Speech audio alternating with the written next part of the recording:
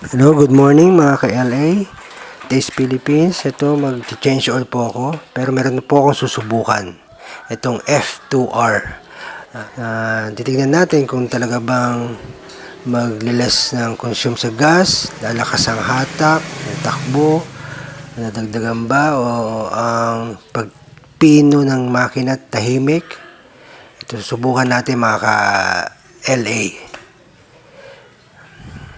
Ito, ayan. Nasa 3 to 5 oil liters ng langis is 250 ml ang idadagdag na F2R. Ayan po. Ayan. Sige.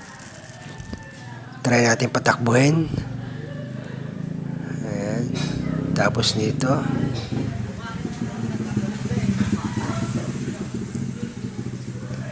Ayan. Second gear ko po, dating 40 lang po, 45. Ang third gear, dating 50 to 60, ngayon po ay 80.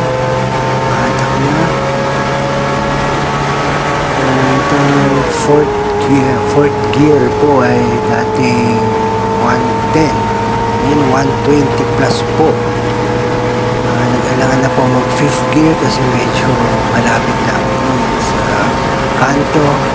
Ngayon nadagdagan po ng 120 plus, dating 110. Malaking bagay po. At sa pagtahimik ng makina, pag-uwi ko po, observa ko, talagang tumino po. Tumino at tumahimik konti ang aking makina. So malaking bagay ang F2R po para sa akin. Effective.